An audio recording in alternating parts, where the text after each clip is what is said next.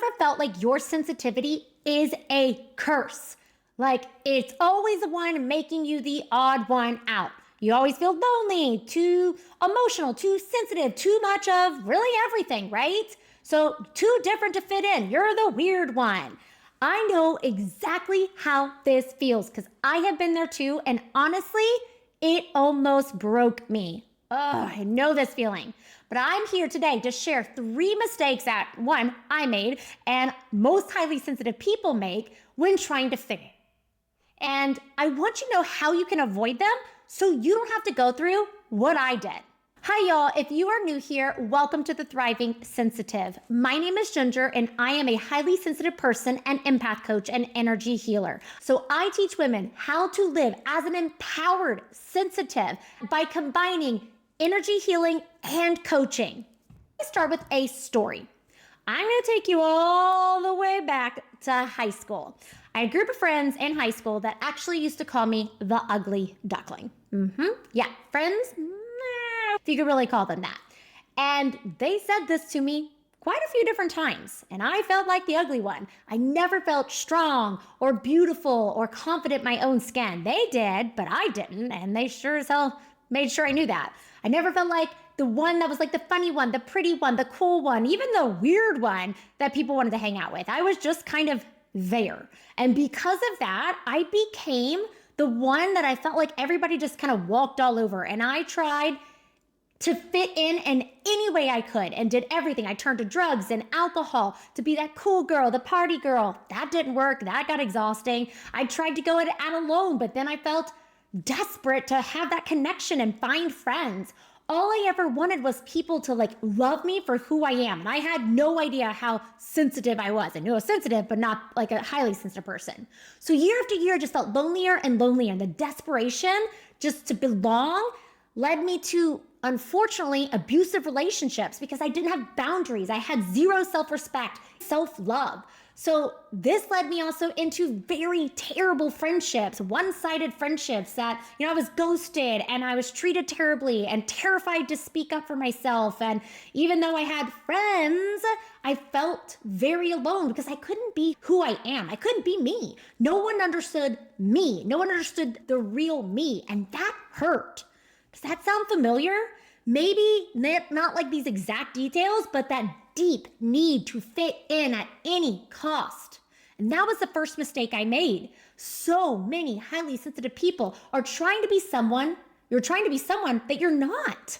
We suppress our sensitivity, hide our emotions, and play roles. We wear that mask and it doesn't feel authentic. We just do it so we can avoid being judged or rejected.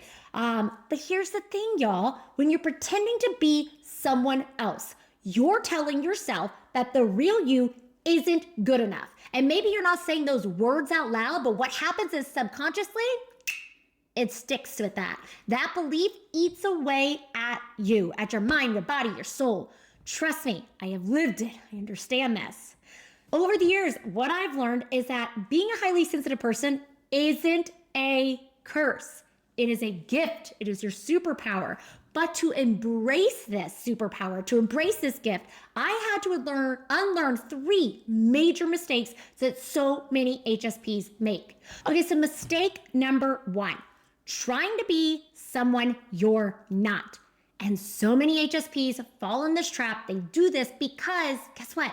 It's not your fault. We do this because you were taught from a very young age that our sensitivity isn't a good thing. It was taught to be suppressed. I remember, let's say, for example, in corporate life even, I remember when my lip would quiver and I would be biting down on my lip just so that way I wouldn't start crying if my boss was talking to me about something that really didn't even need, there was no reason to cry, but I'm so sensitive I would start crying. Oh my word, I would be I'm so embarrassed. And it was something so small, but I would just have to bite down. So everywhere we go, it's sensitivity, reactions to stimuli, pain that we feel deeply. It's not allowed. It isn't accepted. And honestly, before my 40s, I am now almost 43, I thought the only way to fit in was to hide my sensitivities, hide who I am, like inherently who I am. I laughed at jokes that I didn't find funny. I pretended to be tougher than I was. I acted like I didn't care when I was deeply hurting inside. I mean, deeply hurting inside. That's not a way to live, because guess what? All you're doing is suppressing. Does this sound familiar? Maybe you've done it too. Maybe you've laughed along when someone makes a comment that stings, or you've pushed yourself to socialize when you have no freaking desire to do it because you are completely drained.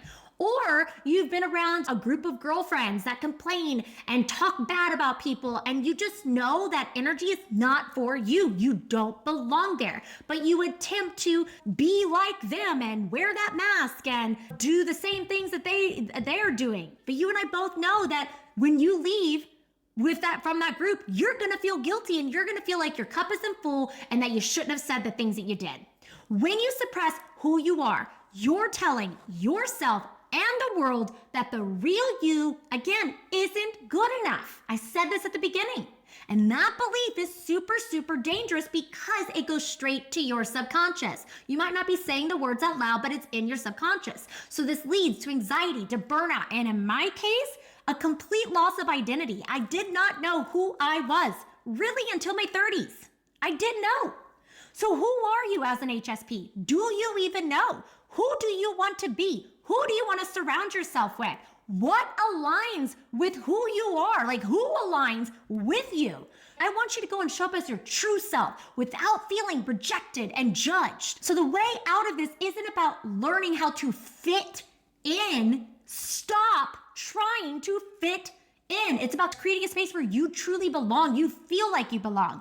And that starts by showing up as your true self.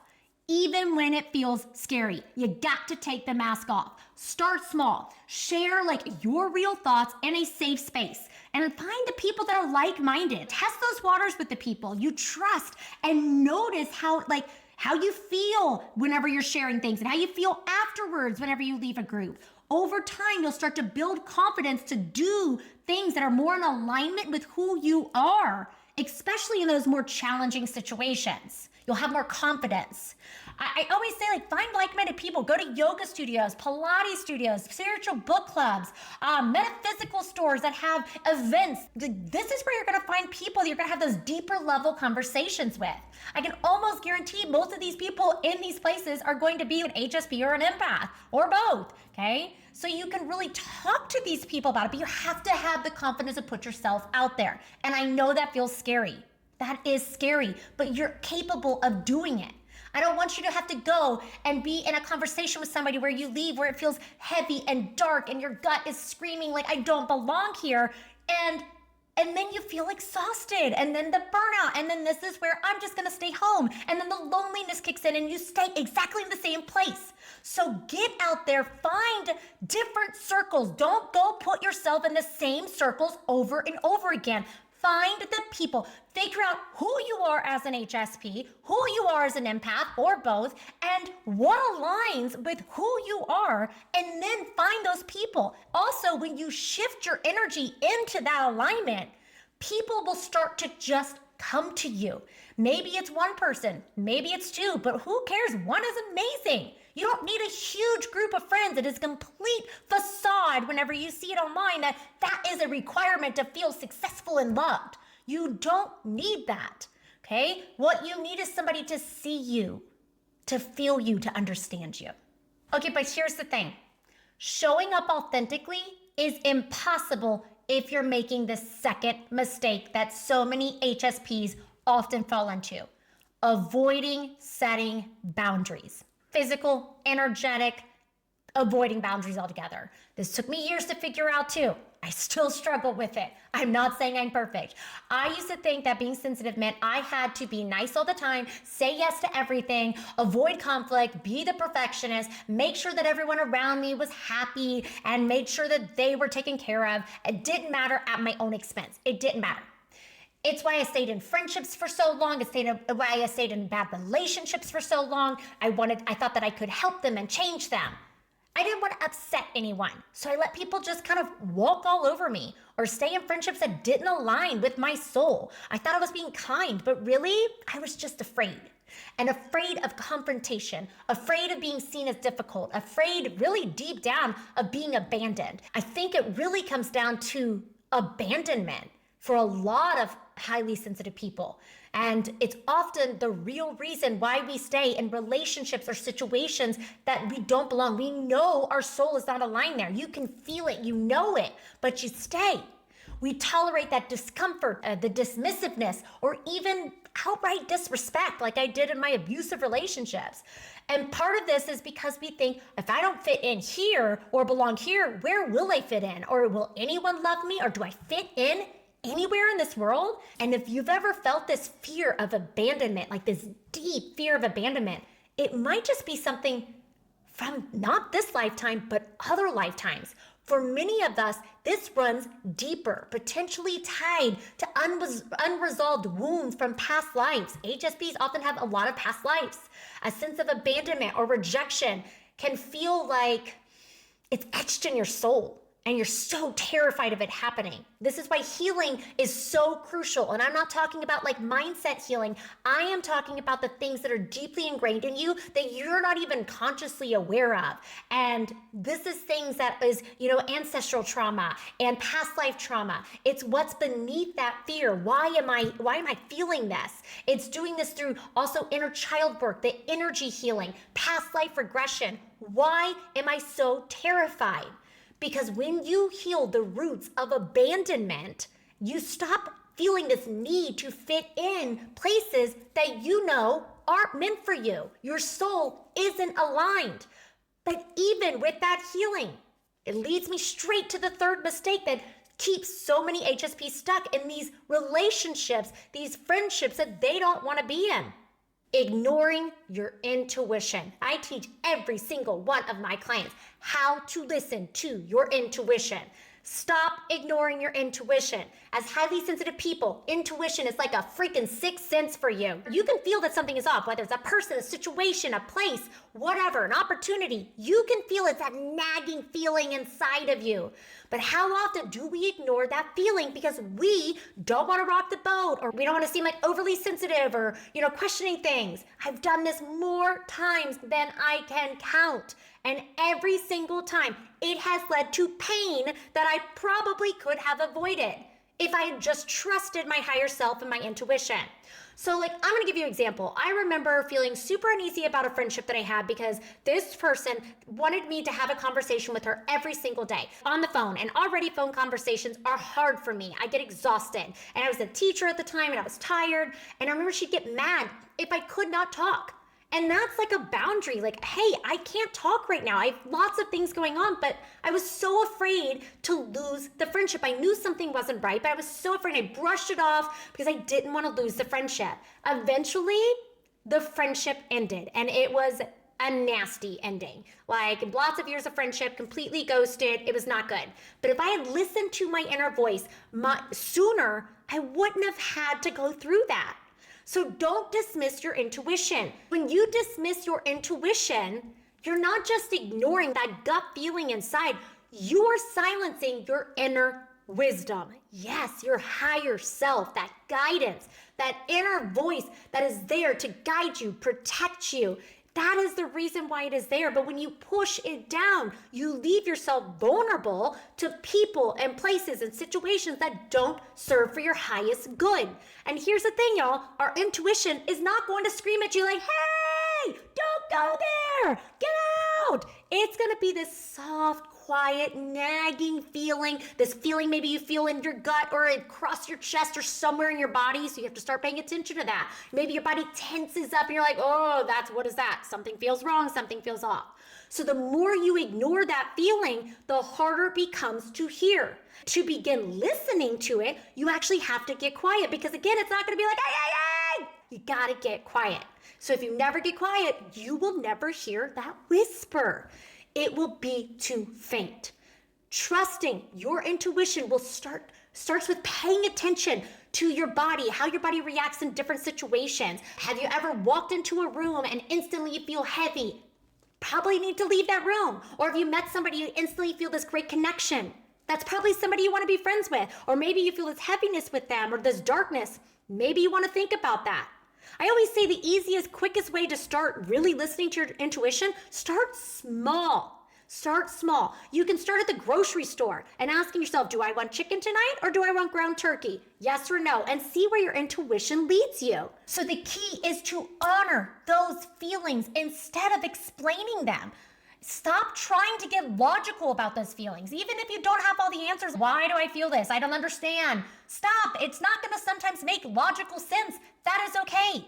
And if you're a logical person, that's going to be hard for you. So then again, that's why I said start small. If trusting your intuition feels hard, it might be because you've been taught to doubt yourself from a teeny weeny age. And you've learned to ignore that feeling.